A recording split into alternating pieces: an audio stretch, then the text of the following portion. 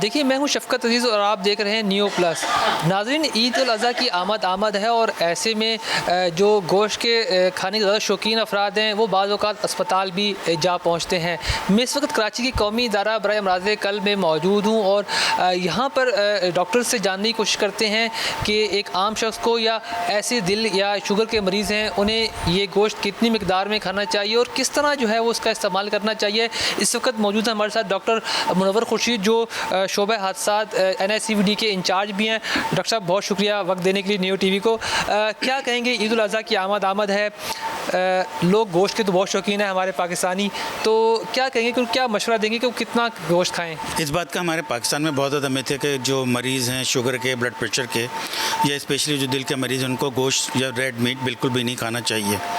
अच्छा, मगर उसमें देखना ये होगा कि हमें रिसर्च या इंटरनेशनल रिसर्च क्या कहती है।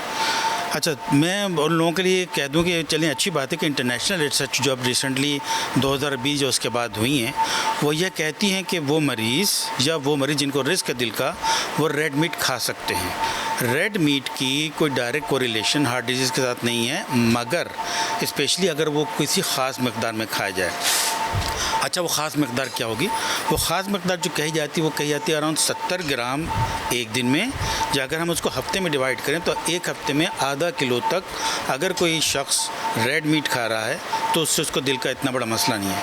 मगर इसमें हमें 3 चीज़ों का और ख्याल रखना पड़ेगा कि हमें ये भी याद रखना चाहिए कि जब हम रेड मीट खा रहे हैं तो उसके साथ जो चर्बी लगी होती है, चर्बी डेफिनेटली नुकसानदेह है।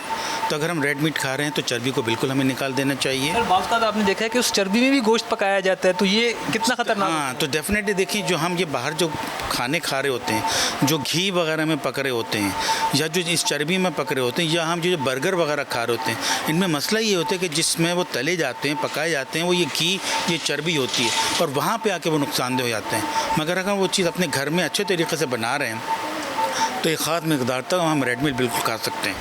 बहुत सारे लोग ये होते हैं जो गोश्त खाने के बहुत ज़्यादा शौकीन होते हैं, कभी कभी वो ज़्यादा गोश्त खाना चाह रहे होते हैं। वहाँ पे फिर रिकमेंडेशन ये है कि अगर आप एक हफ़्ते के अंदर आधा किलो तक पहुँच गए, फिर आप थोड़ा सा स्विच कर जाएँ, मछली की तरफ चले जाइए, मुर्गी की तरफ चले जाइए। डेफिनेटली वो भी ख़ास मकदार तक है, मगर वो आप खा सकते हैं। अच्छा सर, ये तो हो गया मरीज़ों के लिए। जो आम इंसान है हमारे जैसे, आप जैसे, वो कितनी मकदार में किस तरह गोश्त इस्तेमाल कर सकते हैं? देखें, आम इंसान को भी देख लें, शुगर का, ब्लड प्रेशर का या दिल का रिस्क तो हमेशा रहता है, तो एहतियात तो हमेशा लाजिम है। तो हाँ, ठीक है, देखें, उनके लिए भी अच्छा है आप तो कि वो भी एक ख़ास मकदार तक खाएँ। ईद की आम है तो डेफिनेटली जो एक आम इंसान है वो तो थोड़ा ज़्यादा खा लेगा, तो चलें उनमें तो ये चीज़ चल जाएगी। मगर उसमें भी देखें ना, आप अगर एक हफ़्ते में मैं कह रहा हूँ कि आधा किलो खाएँ तो आप 1 किलो से ज़्यादा क्या जाएंगे, तो डेफिनेटली उसमें भी उनको एहतियात रखने की ज़रूरत है। मगर जिनको ये रिस्क है उनके लिए सर्टेन अमाउंट है, मगर हाँ, वो भी खा सकते हैं। तो ये मिथ कि जी मरीज़ हैं या शुगर के या दिल के वो बिल्कुल ना खाएँ, या गलत है। एक सर्टेन मकदार तक बिल्कुल खा सकते हैं। अच्छा, एक और कि हमारा एक ये भी ट्रेंड है कि लोग महीनों गोश्त को फ्रीज़ करते हैं और फिर अनफ्रीज़ करते हैं, फिर फ्रीज़ करते हैं। तो ऐसे गोश्त के साथ क्या होता है, क्या ये खाना दुरुस्त है या नहीं है? देखें, ये बहुत इंपॉर्टेंट पॉइंट है, क्योंकि हमारे यहाँ बकरीद के बाद ये बहुत ज़्यादा रिवाज है कि हम अच्छे खासे गोश्त को फ्रीज़र में डाल देते हैं और उसको लंबा अरसे तक रखते हैं, उसको निकालते हैं, बार बार यूज़ करते हैं।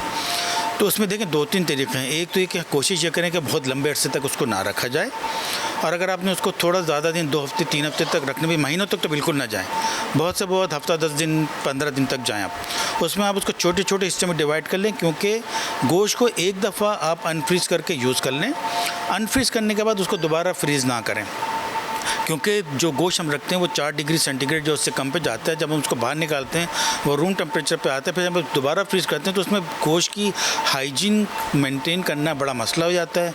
उसमें गोश्त के इन्फेक्टेड होने के, ख़राब होने का ख़तरा होता है। तो 2 बार तो बिल्कुल रिकमेंडेड नहीं, एक दफ़ा आप उसको अनफ्रीज़ करके बिल्कुल यूज़ कर सकते हैं। लाइटें जाती हैं, फिर गोश्त पड़े रहते हैं फ्रीज़र के अंदर, मगर वहाँ टेम्परेचर मेंटेन नहीं होता, तो ये भी बहुत ज़्यादा ख़तरे की बात होती है। तो हमें इसका भी ध्यान रखना चाहिए कि अगर आप किसी एरिया में रह रहे हैं जहाँ पे लाइट बहुत ज़्यादा जाती है तो आप गोश्त को लंबा फ्रीज़र में ना रखें। बहुत शुक्रिया। ये डॉक्टर मुनव्वर खुर्शीद थे जो दिल के मरीज़ों और ख़ासकर जो सेहतमंद अफराद हैं उनको ये बता रहे थे कि ईद उल अज़हा पर जो है वो एतदाल के साथ गोश्त खाएँ। रेड मीट है तो ज़रूरी, लेकिन अगर उसको एतदाल से खाया जाए तो वो किसी बीमारी बीमारी में मुब्तला नहीं हो सकते हैं। साथ ही उनका ये भी कहना है कि 10 से 15 दिन में ये जो फ्रीज़ किया हुआ गोश्त है वो इस्तेमाल किया जाए, तो इस तरह वो बिल्कुल उनकी हेल्थ भी अच्छी रहेगी और वो किसी बीमारी या परेशानी का शिकार नहीं होंगे। जी।